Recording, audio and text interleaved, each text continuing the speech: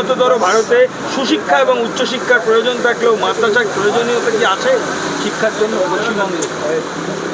দেখুন, মাদ্রাসার প্রয়োজনীয়তা খুব একটা আছে কি না সেটা আমরা বিগত দিনে দেখেছি। আসাম সরকার মাদ্রাসা বন্ধ করে দিয়েছে এবং আমাদের বারবার এটা বলা যে মাদ্রাসাতে যে মাইনরিটি বা মুসলমান ছেলেমেয়েরা পড়ছে তাদেরকে আপনি মডার্ন এডুকেশন কি দিচ্ছেন? তাদেরকে আপনি কেন এইভাবে ব্যাকগ্রাউন্ডে ফেলে দিচ্ছেন? আজকে মুসলিম কমিউনিটি থেকে doctor, engineer, IAS, IFS, ISRO scientist হচ্ছে না কেন? আজকে এই প্রশ্নটা আমি আমার মুসলমান ভাই বোনেদের করতে চাই যে তোমরা নিজেরা চিন্তা করো না যে আমাদের সম্প্রদায় থেকে ইসরো সায়েন্টিস্ট কেন হচ্ছে না? আমাদের মুসলমান সম্প্রদায় থেকে আইএএস, আইপিএস কেন হচ্ছে না? তোমরা প্রশ্ন করো না? আমি জানি তোমরা প্রশ্ন করতে শুরু করেছো। তাই মাদ্রাসা যদি করেছেন তো মাদ্রাসাকে ভারত বিদ্বেষী শিক্ষা দেবার আতুরঘর করবেন না। মডার্ন এমেনিটিস দিন যাতে ছেলেমেয়েরা মাথা উঁচু করে ডাক্তার, ইঞ্জিনিয়ার হয়ে দেশকে আগে নিয়ে যেতে পারে। ঠিক আছে? টাকা বালি খাদানের টাকা তোলা, বালি খাদানের টাকা, সেখানে বীরভূমের পাথরের যে মাইন্স সেখান থেকে টাকা উঠছে। সেখানকার এক নামকরা তৃণমূলের নেতা সে নাকি সাপ্লাই করে, ওই ট্রাকের যে চালান দেওয়া হয় সেই চালান নাকি সাপ্লাই করে। মানে আপনি যে কোনো ইল্লিগাল মাইন থেকে পাথর তুলবেন, চালানটা ওনার কাছ থেকে আপনাকে নিতে হবে, আর সেখান থেকে 70-30 হিসেবে কিছু টাকা ওনার আর কিছু টাকা কলকাতায় আসবে। কার কাছে আসবে আপনারা ভালো করেই জানেন। সমস্ত ইল্লিগাল কাজে এরা পশ্চিমবঙ্গকে শেষ করে দিল।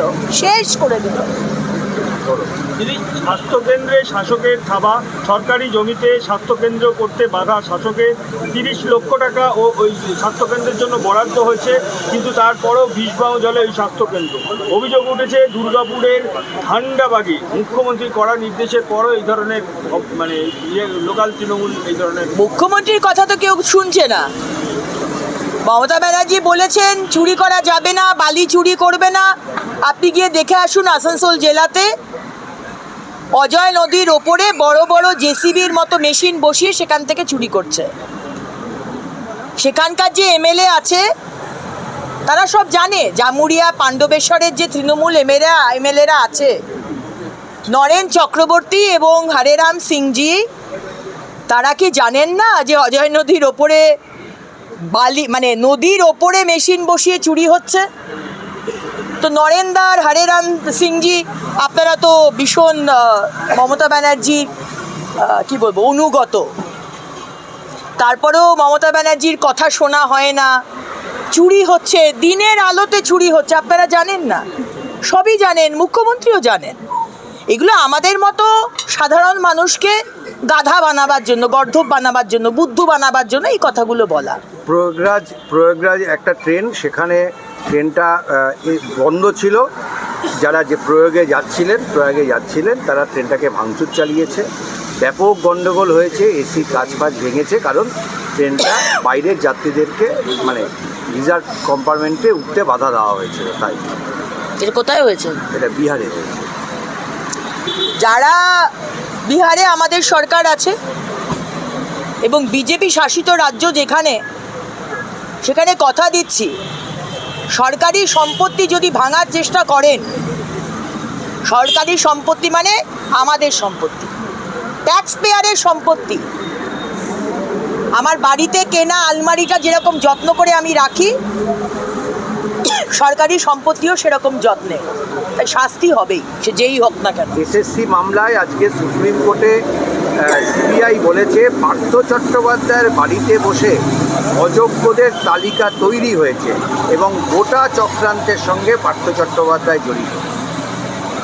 পার্থ চট্টোপাধ্যায় জড়িত সবই বুঝলাম, কিন্তু পার্থ চট্টোপাধ্যায় জেলার যে এজেন্ট, যারা চাকরি চুরির টাকাটাকে পুলিশের গাড়ি করে আনতো কলকাতায়, সেই ব্যাপারটা কি মুখ্যমন্ত্রী জানতেন না? মুখ্যমন্ত্রী, আপনি তো পুলিশ মন্ত্রী, আপনার পুলিশের গাড়ি করে পার্থ চট্টোপাধ্যায় চাকরি চুরির টাকা সেই পুলিশের গাড়ি করে কলকাতায় ঢোকাতেন, আপনি জানতেন না? এটা বিশ্বাস করতে পারলাম না। সন্দীপ ঘোষ সহ বাকিদের বিরুদ্ধে যে অভিযোগ উঠেছে তা অত্যন্ত গুরুতর। এই ধরনের দুর্নীতি হয়ে থাকলে প্রশাসনের অভ্যন্তরে তার সুদূর প্রসারী প্রভাব আছে। এই ধরনের দুর্নীতি স্বাস্থ্য ব্যবস্থা এবং প্রশাসনকে কলুষিত করে মন্তব্য করলেন জয়মাল্য বাগচি আরজি করে। সন্দীপ ঘোষ এবং তার সাথে যারা যারা রয়েছেন স্বাস্থ্য দপ্তরে, আবার বলবো, কোটি কোটি টাকার দুর্নীতি। এই যে RL স্যালাইন 14ই ডিসেম্বর কর্ণাটক গভর্নমেন্ট ব্যান করলো, কিন্তু মমতা ব্যানার্জি স্বাস্থ্যমন্ত্রী হয়ে ব্যান করলেন না। বহু মহিলা, প্রেগনেন্ট মহিলা এবং তার বাচ্চারা মারা গেল, আর বাকি সারা রাজ্যে কত মারা গেছে আমরা এখনো জানি না। মুখ্যমন্ত্রী, আপনি জানেন না এই স্বাস্থ্য দপ্তরের দুর্নীতি? এটা হতে পারে না। সামনে টিপ অফ দ্য আইসবার্গ, সেটা হচ্ছে সন্দীপ ঘোষ, কিন্তু নিচে যে বিশাল যে দুর্নীতি দেখতে পাওয়া যাচ্ছে না, সেটা অনেক বড় মাথারা আছে। তাই আমরা চাই মহামান্য আদালত যারা যারা রয়েছে এই দুর্নীতির পিছনে, যাদের জন্য হাজার হাজার বাংলার গরিব মানুষের প্রাণ যাচ্ছে, এই 2 নম্বরই ভেজাল ওষুধ খেয়ে আর স্যালাইন নিয়ে, তাদেরকে একটা দৃষ্টান্তমূলক শাস্তি হোক। মহামহিম বিচারপতি, আমরা শাস্তি দেখতে চাই, আমরা শুনতে চাই না, আমরা দেখতে চাই যে দোষ করেছে এর পানিশমেন্ট হলো। কারণ এই শুনতে শুনতে শুনতে আমাদের দেওয়ালে পিঠ থেকে গেছে। এবার একটু আমরা শাস্তি দেখতে চাই। আগামীকাল রাজ্যের টাকার আত্মসাতের একটা অভিযোগ উঠেছে। পাটুলিতে ভুয়ো ইনস্টিটিউট তৈরি করে চাকরির প্রতিশ্রুতি দিচ্ছে। তিনি হচ্ছেন তৃণমূলের যুব সভাপতি। চাকরি দেওয়ার নামে প্রতারণার অভিযোগ পাটুলিতে তৃণমূলের যুব সভাপতির বিরুদ্ধে অভিযোগ। চাকরি দিচ্ছে তৃণমূলের যুব সভাপতি, তো দল যা বলেছে তাই করছে। দল বলেছে 70-30 হিসেবে যা কিছু করতে পারো, চুরি করো, 30% নিজের কাছে রাখো, 70% কলকাতায় কালীঘাটে পৌঁছো, বলেই তো ছে। একজন এখনকার প্রেজেন্ট MP বলেছেন। সুতরাং দলটা যার ওপর দাঁড়িয়ে আছে, চুরি, প্রতারণা, সেটাই তৃণমূলের যুব সভাপতি করেছে। এতে আবার অবাক হওয়ার কি আছে? আগামীকাল রাজ্য বাজেট, তৃণমূল কংগ্রেসকে বারংবার দেখা গিয়েছে যে লক্ষ্মীর ভাণ্ডারে বরাদ্দ বাড়াতে, এবারই হচ্ছে শেষ পূর্ণাঙ্গ বাজেট, সেই অস্ত্রে তৃণমূল আবার শান দেবে বলে মনে হয়। কালকের বাজেটে কি হবে বলতে পারবো না, কিন্তু আমাদের মুখ্যমন্ত্রী যিনি বলেছেন যে এত লক্ষ কোটি টাকার বিনিয়োগ হয়েছে, আমরা নিশ্চয়ই, আমাদের দৃঢ় বিশ্বাস, কালকের বাজেটে কর্মসংস্থান নিয়ে একটা বিরাট অংশ থাকবে। বিশ্বাস করছি, আমরা বিশ্বাস করি, কারণ উনি তো বলেছেন না বিরাট বিনিয়োগ হয়েছে।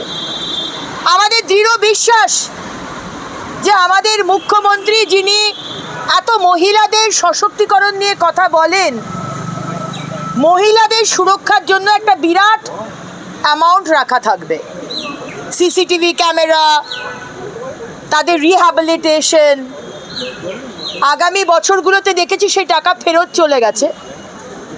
কিন্তু কোথাও আবার আশা রাখছি যে হয়তো যে মুখ্যমন্ত্রী এত সশক্তিকরণের কথা বলেন, মহিলাদের জন্য নিশ্চয়ই, তাদের সুরক্ষার জন্য নিশ্চয়ই বন্দোবস্ত রাখবেন। আমরা দিল্লির ভোটে দেখেছিলাম দিদি যে আপ 2100 টাকার কথা বলেছিল, বিজেপির তরফ থেকে 2500 টাকা দেওয়ার প্রতিশ্রুতি দেওয়া হয় এবং ক্ষমতার পরিবর্তন হয়।